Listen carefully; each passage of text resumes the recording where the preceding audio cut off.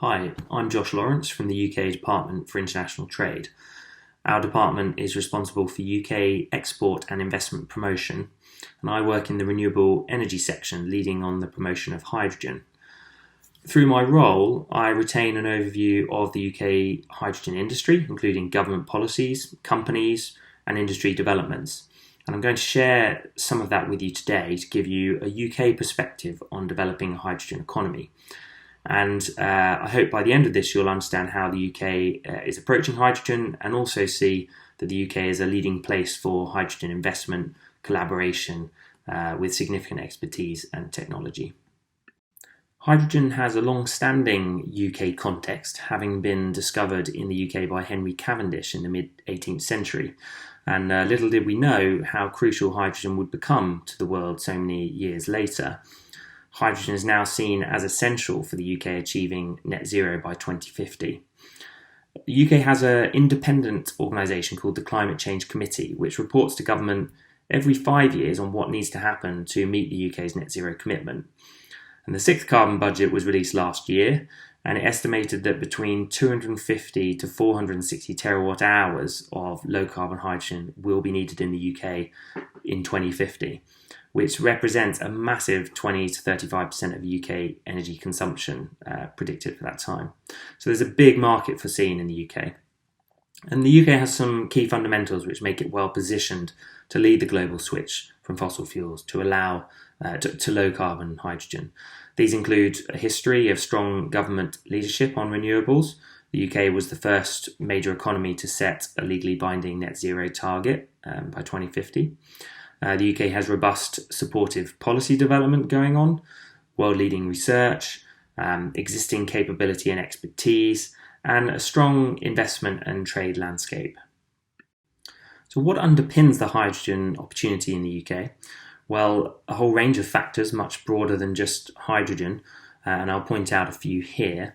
The UK has a very supportive business environment and is the number one destination for inward renewable investment in the European continent. So it has a lot of experience and support for hydrogen projects.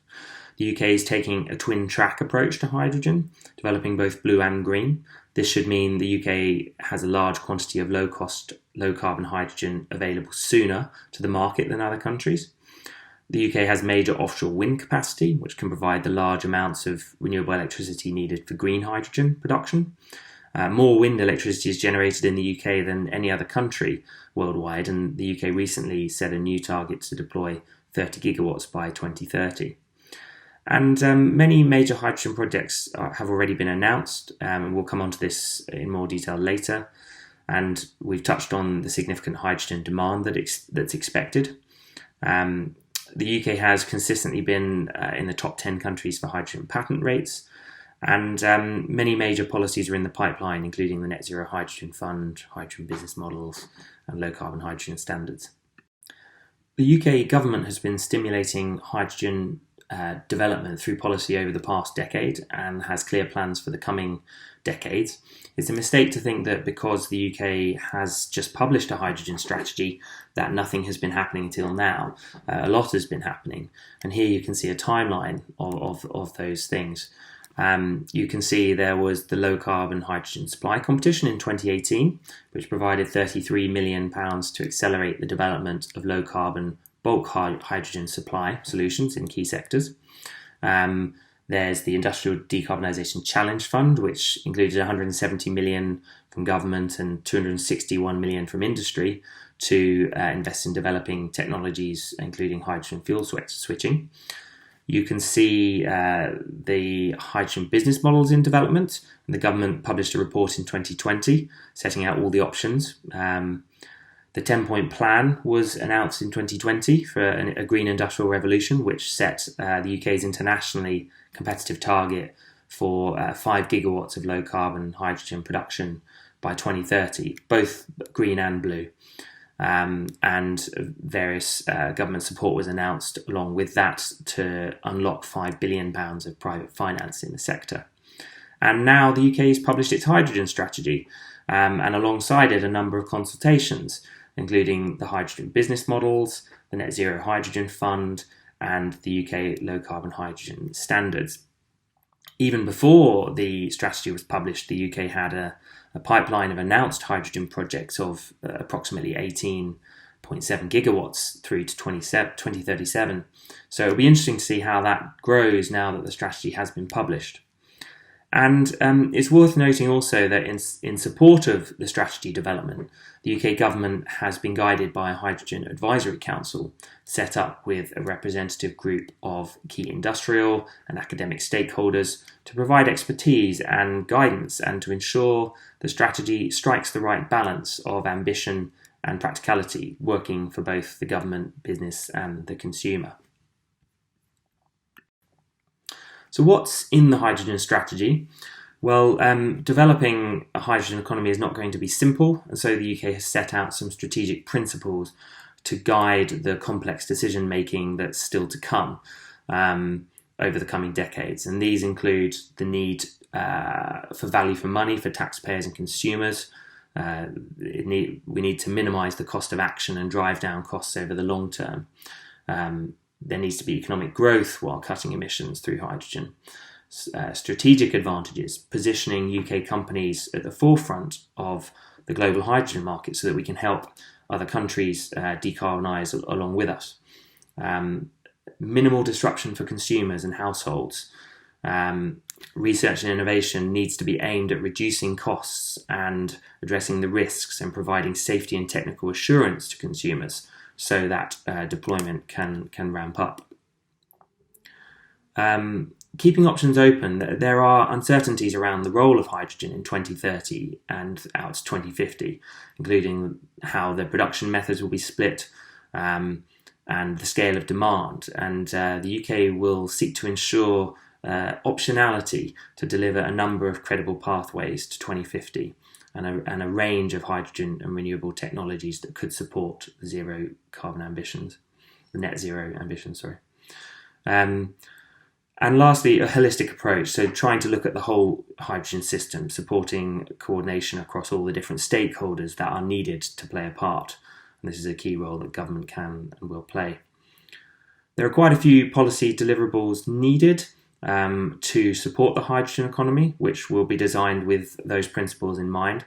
And I'll focus on a few of those in the coming slides: regulatory frameworks, market frameworks, funding, research and innovation.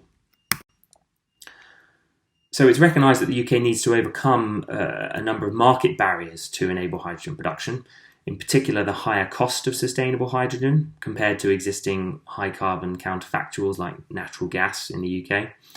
To overcome this barrier, the UK is designing a supportive market framework in the form of hydrogen business model, which will support the operating costs of hydrogen production, while those costs are still uncompetitive. And there was a report in August 2020 setting out all the possible business models and an analysis of them. Now a consultation has been launched setting out the proposed UK business model and inviting stakeholder views. And the proposed model is a variable premium type model, a bit like the UK's energy CFD, or contract for difference, which was deployed successfully for offshore wind development. It involves providing some price assurance to hydrogen producers by making up the difference between a strike price representing the cost of production and a reference price representing the market value, which could be lower than production cost in the early stages of the hydrogen market. With the UK's twin track approach in mind, the model is being designed to support both green and blue hydrogen production. There's likely to be a sliding scale when it comes to volume, so as the industry scales up production, the support needed from the hydrogen business model scales is expected to decrease. And it will need to be dynamic with some indexation to account for the varying price of feedstocks like the electricity for green or the natural gas for blue. Also alongside the hydrogen strategy, a consultation was launched on the Net Zero Hydrogen Fund, which is being designed to support the capital costs of deploying early at-scale hydrogen production during the 2020s. This will be agnostic as well, available to both blue and green hydrogen projects. And the initial fund will be worth around 240 million, but is being designed to unlock private finance. So projects funded by it will have strong private sector funding also. With the supportive policies and funding, it's recognised that crucial to this will be ensuring the hydrogen produced is sufficiently low carbon so as to contribute to the UK's carbon budget targets and net zero commitments. So a consultation has just been launched on the low carbon hydrogen standards. And these standards, once decided, will set out the government methodology for calculating greenhouse gases associated with hydrogen production. How the life cycle assessments would be done, where the system boundaries lie. For example, should the standard be applied at the point of hydrogen production or go beyond to the point of use? A lot of hydrogen research and development is planned as part of the strategy, and this will continue many research projects already in progress. The Bayes Hydrogen Supply Competition, for example, provided 33 million of government funding to develop at-scale innovative production methods. There's some really interesting projects in that competition. Project Dolphin, for example, which is green hydrogen produced from floating offshore wind platforms. Project Hyper was blue hydrogen through a novel method capturing CO2 more effectively at source and producing high purity hydrogen. Project Acorn is developing blue hydrogen via traditional steam methane reformation, combining it with CCUS and blending in the gas grid. So lots of interesting innovations happening, and the High Supply 2 competition has just been announced, as well as a whole raft of other funding competitions: Industrial Fuel Switching, Green Distilleries Fund, Industrial Decarbonisation Challenge Fund, etc. There have been many hydrogen strategies published around the world over recent years, some with large funding attached, but many have lacked clarity about how countries will go about developing hydrogen economies, and that's a strength of the UK hydrogen strategy. Here's a roadmap to how the UK government will achieve its hydrogen goals from the early 2020s through to the 2030s, mid-2030s onwards. And you can see the key milestones, actions, targets, progression from small scale to large scale, the evolution of hydrogen transportation to the development of networks, how demand and usage are expected to evolve. And the UK is on its way to some of these milestones already. Finally, beyond the policy, I'd just like to share some information about the existing UK landscape and projects. The UK has a lot of experience in hydrogen already, transferable from its chemical, oil and gas industries. And there's a rich ecosystem of companies specialised in hydrogen, which you can see here, spread both across the UK geographically and across the value chain. Companies working on blue and green hydrogen, storage, distribution, and downstream uses and applications. We've talked about the project pipeline. There's a significant pipeline of 18.7 gigawatts of projects announced through to 2037. This is constantly evolving, and now the strategy has been launched. We hope to see this grow. And finally, there's a strong recognition in the UK that the balance of hydrogen supply and hydrogen demand needs to be carefully balanced to support the growth of the industry. So to this point, there are various sources of demand developing in the UK, key areas being heavy goods, passenger transport like buses, hydrogen. Though buses are already in use in London and Aberdeen. The UK has hydrogen rail pilots in progress. Hydrogen for shipping is being explored. Aviation also, but that's a bit further away. And here are some of the specific examples of hydrogen projects, a selection of applications in development. You've got the first commercial hydrogen flight called HyFlyer by ZeroAvia. You've got River Simple hydrogen cars, the Hydroflex train, JCB hydrogen-powered excavators for construction, hydrogen-ready boilers for home heating, and hydrogen ferries in development as well. In terms of ecosystems, HyNet is a great example of a UK hydrogen cluster project. It involves both blue and green hydrogen production with offshore wind, hydrogen storage plans, hydrogen public transport systems, industrial uses, and it's all brought together under one ambitious and advanced cluster project. Project Gigastack. This project couples the world's largest offshore wind farm run by Ørsted with hydrogen production using ITM power electrolyzers for use by large-scale industrial user Phillips 66 refinery. And just recently, plans for the world's first 100% hydrogen power station were announced in the UK by SSE and Equinor, so that's a really great story too.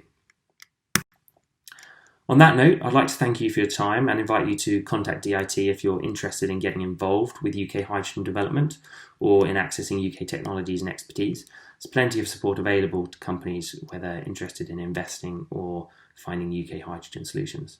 So thank you and goodbye.